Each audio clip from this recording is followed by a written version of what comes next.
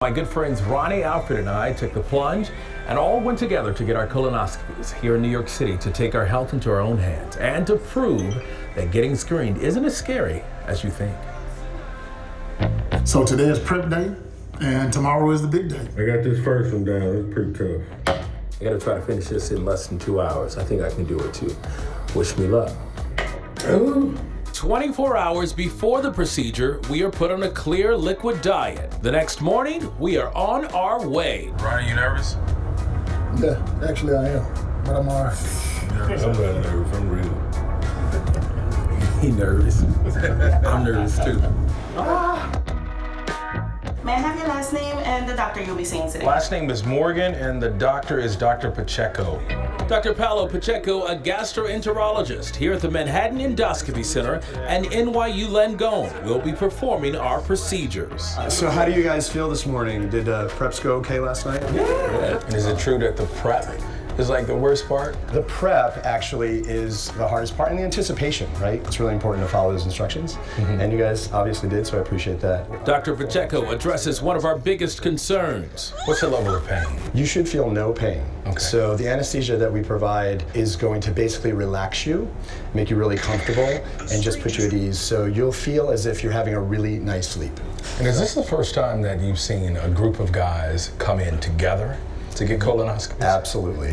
So this is very unique. You know, flying up here for this is pretty great. And the doctor's take on why it's often tough to get men on board for screenings like this. I don't know what it is, machismo, whatever it is, men are less likely, I think, to be as willing to do this. Along for the ride, Dr. Darian. ABC News medical correspondent Dr. Darian Sutton. We don't get these screenings. We don't talk to our family members about it. So that's why I'm so excited to be here today and to do this process with you. Ronald Stewart? It's on to our pre-procedure assessment, where a nurse takes our vitals Do you have any pain right now anywhere? No, I'm a little tender.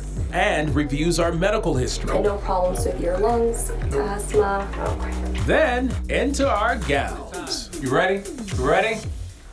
Are you nervous?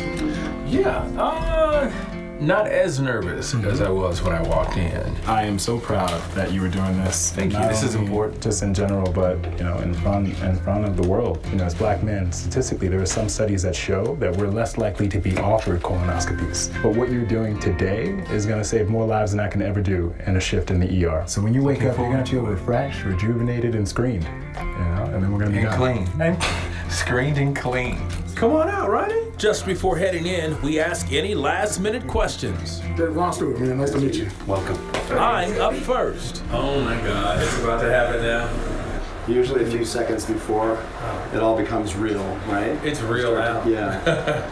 The anesthesiologist monitoring my vitals throughout the procedure. And what you see here is the inside, and this is all normal healthy tissue, which is what we typically see. A team of technicians are assisting him.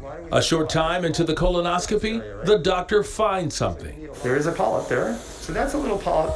This is what we basically do colonoscopies for. I can't tell you the pathology until next week, but this looks like a traditional common adenoma. Dr. Pacheco removes the polyp, Open it all the way. where it will go to a pathologist to test for cancer. Close. Cut. Perfect. So cecum clear, ileum clear, ascending colon 1. Ah, there's another polyp. A second polyp also removed for biopsy. That's exactly what we want. The polyps in the middle, see the normal tissue around it, and we suction that one. Watch this. In the channel. So now the polyp is gone. Less than an hour later, my colonoscopy is finished and I felt nothing. Your colon looked fantastic, DeMarco. Up next, Alfred. Alfred's prep is excellent, and there is a polyp here. Like me, Alfred ended up having 2 polyps removed for biopsies. Close. Perfect. We have completed the exam. Just one, huh? Just one, that's it. That's it? That's it. Nothing bad. And finally, Ronnie. So I'm gonna slowly withdraw. Despite conducting the prep properly, Dr. Pacheco found that a third of his colon wasn't fully clear. The doctor did work searching for polyps in the portions of his colon that were visible. In recovery, we are monitored by the nurse and anesthesiologist. You're recovering now, okay? Everything went fine. Your procedure went Perfect. It was exactly what we normally see. Your colon was really well cleaned out. You did a great job. I felt a little groggy, but grateful. I don't know why I'm emotional. It's okay. As for the fellas, they recovered as quickly as I did, feeling great with no pain at all.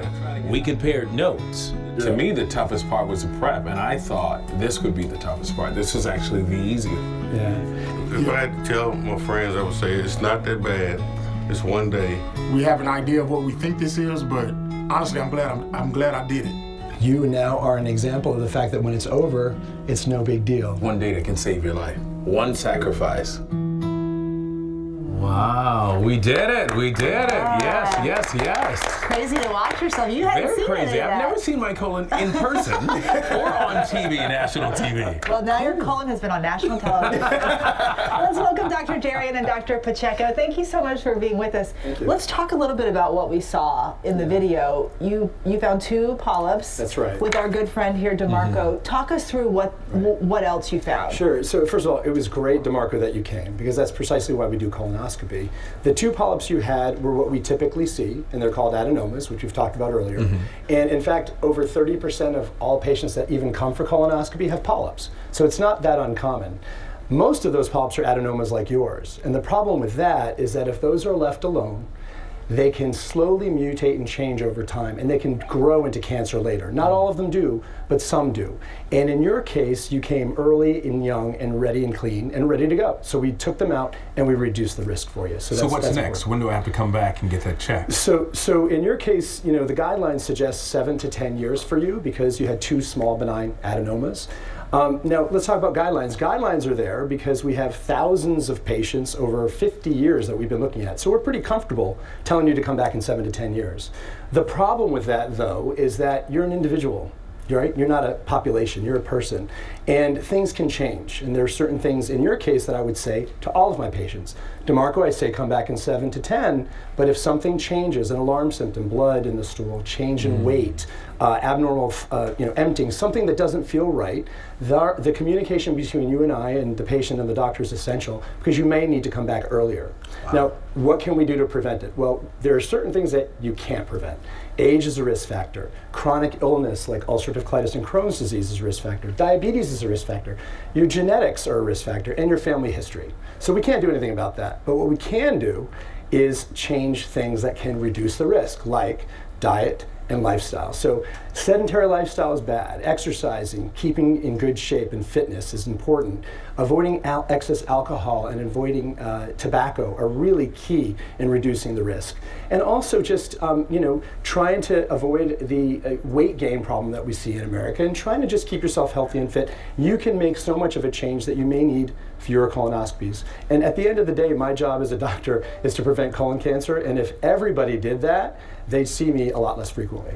Dr. Darian, we have to talk about these numbers. We know Black men are more at risk, not for just developing, but also from dying of colon cancer. Yes. Why is there this disparity, and what can we do about it? As we were discussing during the break, it probably would be an entire show if we spent time talking about why these disparities exist. If you look at them, there's some large factors like access to care and coverage, which is why we need to push for policies that provide more access and provide more benefits to those who are working within primary care. As specialists, we understand that primary care physicians are essential for preventative medicine. And then also in general, just helping patients understand the importance of communication. As Dr. Pacheco said, that conversation is so vital and so important, which is why I'm so proud of DeMarco, because you're not only, again, inspiring conversations in this moment, but also people are starting to have those conversations at home. So if anyone can take something away from this, it's make a plan today, and if you don't need to, help someone with their plan. Couldn't have done it without you guys. Dr. Pacheco and Dr. Darian, thank you very much. We appreciate that. And by the way, folks, special thanks to Manhattan Endoscopy Center. And if you need help getting access to health screenings like colonoscopies, you can check out federally qualified health centers in your area. These community health centers offer healthcare services on a sliding fee scale based on income. And don't be afraid to make that appointment. I am so glad I did.